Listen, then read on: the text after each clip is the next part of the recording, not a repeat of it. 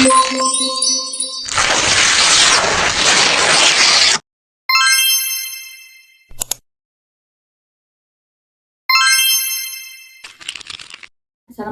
warahmatullahi wabarakatuh. Hai teman-teman, kami dari kelompok 6 akan memaparkan materi keterampilan mengajar kelompok kecil dan perseorangan dengan anggota kelompok saya, Viva Arpan, Rahma Yukiptia, Miranda, Ananta Dipamkara, dan Renzaidan Rizahran.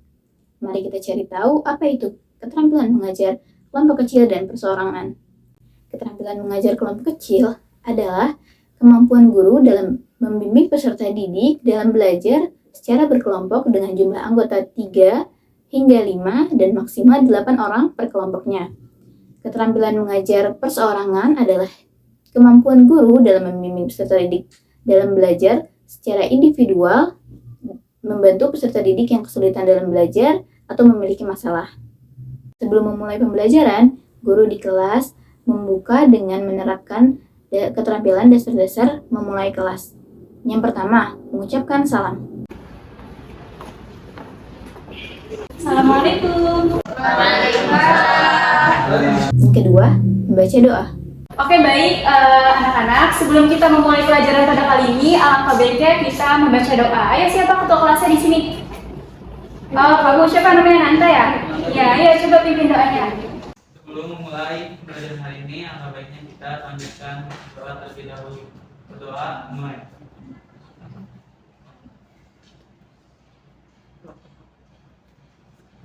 Doa, selesai. Yang ketiga, presensi. Oke, hari ini Ibu sebelum memulai pelajaran, Ibu mau absen dulu ya. Kira-kira hari ini ada yang nggak masuk nggak? Masuk semua, Bu. Masuk semua. Kemarin yang nggak masuk siapa? Fani ya? Kemarin kamu kemana nggak masuk? Sakit apa? Oh, udah sembuh sekarang? Ya, alhamdulillah. Keempat, apersepsi. Oke, sekarang sebelum Ibu masuk ke materi ini, Ibu mau nanya dulu nih sama kalian. Kira-kira masih pada ingat nggak materi kemarin itu apa?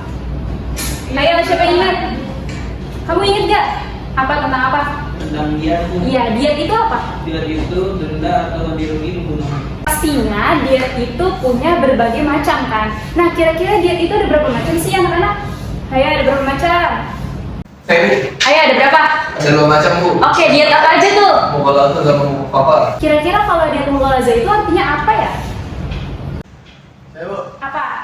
Ganti rugi besar, Kalau mukhafafahnya? ganti rugi kecil. Oke, ayo berikan tepuk tangan dulu buat Ibu rasa kalian udah paham ya tentang materi yang kemarin? Nah, setelah guru memulai atau membuka kelas, guru dapat melanjutkan pembelajaran dengan menyampaikan tujuan pembelajaran dan materi pembelajaran. Oke, untuk materi pada kali ini, Ibu ingin menjelaskan tentang jinayat tadi. Kemarin kan Ibu udah kasih tahu ya, jinayat itu ada 5. Jinayat itu adalah kekerasan. Jadi kekerasannya itu di dalam Islam itu ada 5. Pertama itu namanya itu diat, yang udah kita pelajarin kemarin. Nah, sekarang kita akan membahas mengenai pembunuhan. Yang ketiga penganiayaan, yang keempat adalah kisos, dan yang kelima adalah kafarat. Tadi kita ingin membahas tentang apa? Jinayat. Nah, jinayat itu ada berapa tadi? Yang kemarin apa? Iya. Iya, yang sekarang kita pengen pelajari pembunuhan. Nah, yang ketiga ini adalah penganiayaan. Yang keempat, potong tangan disebut. Yang kelima adalah kafarat. Nah, jadi di jinayat ini ada 5. Yang pertama dia pembunuhan, penganiayaan, kisos, dan kafarat. Coba sebelum mulai, Ibu pengen tanya lagi nih. Ada yang tahu nggak sih pengertian pembunuhan itu apa? Menghilangkan nyawa orang lain. Oke, baik, itu menurut bahasa. Jadi kalau pembunuhan menurut istilah adalah menghilangkan nyawa seseorang baik disengaja ataupun tidak, baik menggunakan alat yang tajam ataupun tidak. Nah, jadi mengenai arti pembunuhan ini udah pada paham? Paham. Oke, jadi tadi kita membahas tentang apa? Pengertiannya. Nah, sekarang kita ingin membahas macam-macamnya. Jadi pembunuhan itu ada 3 macam. Yang pertama itu adalah pembunuhan yang sengaja atau qatlul amdi, qatlul Amdi. Jadi kalau pembunuhan sengaja itu pasti ada niat nggak? Ada, karena dinamakan sengaja. Nah, karena ada niat, pastinya menggunakan alat yang tajam. Coba ada yang bisa ngasih contoh nggak pembunuhan sengaja itu contohnya apa gitu? Rencana itu sengaja nggak? Iya benar. Contohnya tuh kayak kasus yang sekarang siapa namanya? Sambo. Iya, Sambo itu bisa jadi pembunuhan sengaja. Yang kedua ini adalah qatlul syibhi amdi, yaitu pembunuhan seperti sengaja. Jadi kalau pembunuhan seperti sengaja itu punya motif nggak sih? Enggak kan? Enggak pada punya motif kan? Enggak ada niatan kan? Kalau kita ingin membunuh orang tersebut. Jadi biasanya kalau pembunuhan seperti sengaja ini nggak ada niat dan juga menggunakan alat yang tidak mematikan. Contohnya kayak semisal kalian sedang bermain penggaris, terus tiba-tiba penggaris itu patah dan melukai temennya. Nah itu kan kalian nggak ada motif untuk menyakiti teman kalian, tapi karena penggarisnya patah akhirnya mengenai. Nah kalau yang ketiga itu adalah qatlul khata', yaitu pembunuhan tersalah. Nah pembunuhan tersalah ini dia itu nggak ada motif juga, tapi karena adanya kelalaian akhirnya bisa mencelakai orang lain. Contohnya seperti kayak misalkan kalian ini lagi ngepel, terus karena kalian ngasih pewanginya kebanyakan, akhirnya teman kalian itu terjatuh, akhirnya melukai teman kalian. Nah itu termasuk bagian dari pembunuhan tersalah. Nah kemudian yang ketiga ini ibu akan membahas mengenai hukum mengenai pembunuhan. Nah jadi sudah jelas ya yang namanya pembunuhan itu hukumnya haram. Kalau misalkan udah dijelaskan dalam Al-Quran dan hadis hukumnya haram, berarti kalau orang yang melakukan pembunuhan itu ganjarannya apa? Akan masuk neraka. Oke, nah yang keempat ini ibu akan menjelaskan mengenai balasan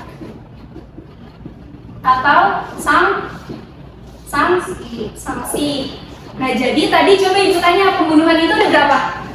Ada 3. Pembunuhan sengaja, seperti sengaja, dan tersalah. Nah jadi pertama nih balasan untuk pembunuhan yang sengaja dulu. Jadi kalau pembunuhan sengaja itu hukumannya adalah kisos. Siapa yang tahu kisos apa? Apa? Potong tangan. Nah, jadi kalau misalkan dalam pembunuhan sengaja itu penerapan kisosnya itu nggak boleh main hakim sendiri. Semisal keluarga korban yang tiba-tiba pengen ngekisos si pembunuh gitu, itu nggak boleh. Tapi harusnya si hakim biar apa? Biar adil. Nah kemudian itu tuh diberlakukan kisos apabila keluarga korban itu tidak memaafkan. Tapi kalau semisal dimaafin berarti dia harus membayar diat mughallazah. Tadi diat mughallazah itu apa? Diat yang apa? Yang besar, dan juga harus membayar kafarot. Untuk materi kafarot nanti akan dijelaskan lebih lanjut lagi di materi selanjutnya. Nah yang kedua itu pembunuhan seperti sengaja. Nah balasannya itu, sanksinya itu yaitu berupa membayar diat mukhafafah. Diat mukhafafah itu adalah diat yang kecil atau ringan. Nah kemudian juga harus membayar kafarot. Nah yang ketiga itu adalah pembunuhan tersalah. Kalau pembunuhan tersalah itu juga diwajibkan membayar kafarot dan juga membayar diat mukhafafah. Nah si diat mughallazah mukhafafahnya ini dibayar selama 3 tahun ya, dimana 1 tahunnya itu dibayar 1/3. Dalam pembelajaran ini terdapat 4 macam pola yang bervariasi dalam pengajarannya, antara lain.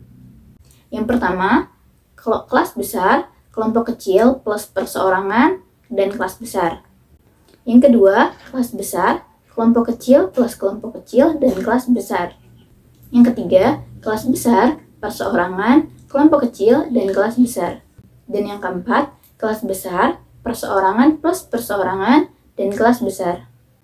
Pada pembelajaran hari ini, kita akan menerapkan keterampilan mengajar pola kelas besar, kelompok kecil, perseorangan, kelas besar. Oke, mengenai pembelajaran jinayat ini kira-kira udah pada paham belum? Sudah ya? Ada yang ingin bertanya? Ada yang ingin bertanya nggak? Cukup Bu. Cukup, alhamdulillah. Karena udah cukup, berarti ibu ingin membentuk kelompok. Nah, jadi ibu pengen yang cewek-cewek, yang cowok-cowok. Jadi ada berapa kelompok? 2 kelompok. Jadi tugasnya dari pembelajaran yang udah ibu sampaikan tadi, ibu pengen kalian tuh menganalisis gitu. Apa sih hikmah dari pembelajaran si jinayat, khususnya si pembunuhan ini? Pasti kan segala sesuatu itu ada ada hikmahnya. Coba kalian sesama teman kelompok kalian berdiskusi apa sih hikmah dari materi pembunuhan ini. Ngerti nggak? Ngerti Bu, ngerti. Oke, yaudah bisa langsung berdiskusi. Gimana? Udah nemu belum? Udah. Ada kesulitan nggak kalian yang laki-laki? Di nomor itu ya. Nah, Hikmahnya apa tuh? hikmahnya itu menahan orang tuh sering-sering puasa. Oke, sudah Bu. Oke, waktunya sudah habis. Yang cowok gimana? Udah belum? Oke, baik. Sekarang tiap-tiap perwakilan kelompok, Ibu harap ada yang bisa maju untuk menjelaskan hikmahnya tadi tuh mengenai larangan membunuh. Coba siapa yang cewek dulu atau cowok dulu? Cowok dulu Bu. Cewek dulu Bu. Gimana? Cewek dulu. Cewek dulu aja. Sini nih. Gimana Bu? Nah, sini. Ayo perhatiin ya. Nih. Jadi teman kita Sroil ingin menyampaikan hikmah dari larangan membunuh gitu. Ayo coba. Ya teman-teman, di sini saya Sroil. Saya akan jelasin tentang hikmah pembunuhan. Jadi yang saya tangkap adalah hikmah pembunuhan hasil pemikiran saya sendiri. Ya, karena teman-teman saya ada yang diskusi Bu. Jadi yang pertama adalah bisa menjaga jiwa manusia. Nah, terus yang kedua tidak terjadinya perbuatan yang sangat keji terhadap sesama manusia ataupun sesama makhluk hidup. Terus selanjutnya yang ketiga bisa menjaga ketentraman, kenyamanan dan kerukunan terhadap sesama umat muslim ataupun sesama manusia. Itu Bu. Iya, bagus banget ya jawabannya. Kita kasih. Oke, kita dulu. Terima kasih Bu. Iya. Oke, sekarang perwakilan anak ceweknya siapa nih? Ibunya di ibu lah. Siapa? Oke, Afifa. Sini maju. Ayo diperhatiin ya, teman kita Afifa pengen ngejelasin hikmah dari larangan membunuh. Kayak tadi udah sebagian tadi dijelasin sama Israel. Jadi lengkapin aja ya. Nah, karena pembunuhan itu biasanya dari marah. Kalau misalnya kita dari dilarang pembunuhan itu kan berarti kita menjaga amarah. Nah, dengan menjaga amarah itu meningkatkan takwa juga kepada Allah. Jadi salah satu hikmahnya itu agar kita menjaga amarah dan mengkodok, karena kan Allah menjanjikan surga juga kalau kita bisa menahan marah, dan kemudian dengan kita menahan marah maka meningkatkan takwa kepada Allah. Oke, bagus banget jawabannya. Nah, setelah guru menyampaikan materi inti pada hari ini, guru dapat menutup kelas dengan menerapkan dasar-dasar menutup kelas. Pertama, review materi yang telah disampaikan. Oke, Ibu rasa jawaban kalian ini udah bagus-bagus semua ya. Baik, Ibu bakal nge-review ulang lagi. Jadi tadi, ayo siapa yang paling aktif nanti Ibu kasih nilai bagus. Ayo Bu. Belum pertanyaannya belum. Belum. Jadi tadi macam-macam pembunuhan itu ada berapa? Ada 3. Ayo apa aja? Pembunuhan sengaja, seperti sengaja dan tersalah. Kemudian kalau semisal kita melakukan pembunuhan, balasannya itu apa? Oke, bagus. Terus apa lagi? Kalau semisal pembunuhan sengaja itu contohnya seperti apa? Pembunuhan berencana. Iya, bagus. Kalau yang tidak, kalau yang tersalah? Kalau yang tersalah? Yang tersalah Bu ya. Oh, orang nggak sengaja lagi, misalnya lagi melakukan hal yang misalnya contohnya lagi ngepel, Iya. temennya lewat, terus temennya kepleset terus meninggal. Oh iya. Kalau satu lagi, kalau yang seperti sengaja? Lagi main, misalnya padahal yang dimainin tuh sebenarnya nggak bisa jadi alat pembunuhan, tapi tetap terluka. Oke, bagus nih. Yang kedua, evaluasi dengan pemberian tugas. Ibu bakalan ngasih tugas ke kalian. Ini tugasnya ada PR. Jadi di sini udah ada soalnya. Jadi kalian tinggal menjawab aja dan dikumpulinnya minggu depan ya. Kalau hilang gimana Bu? Kalau hilang fotokopi lagi sendiri. Ya kan udah hilang Bu. Nanti gimana? Teman. Nah, ini kalau dibagi total ya. Satu berdua. Nah, sudah bisa dilihat tugasnya apa? Sudah. Itu dikumpulinnya minggu Depan. pas pertemuan materi pemani ya. Oke, yang lebihnya mohon maaf. Sebelumnya ada yang ingin bertanya lagi nggak? Tidak ada. Tidak ada. Udah, ketiga, membaca doa. Nah, ya udah, karena sudah paham, Ibu tutup ya. Sebelumnya kita baca doa kafaratul majlis dulu ya bersama-sama. Ya. Bismillahirrahmanirrahim. Subhanallahumma wa bihamdika asyhadu an la ilaha illa anta astaghfiruka wa atubu ilaik. Yang keempat, menutup dengan salam. Ya udah, akhirul kalam. Wassalamualaikum warahmatullahi wabarakatuh. Cukup sekian yang dapat disampaikan oleh kelompok 6. Terima kasih telah menonton. Wassalamualaikum warahmatullahi wabarakatuh.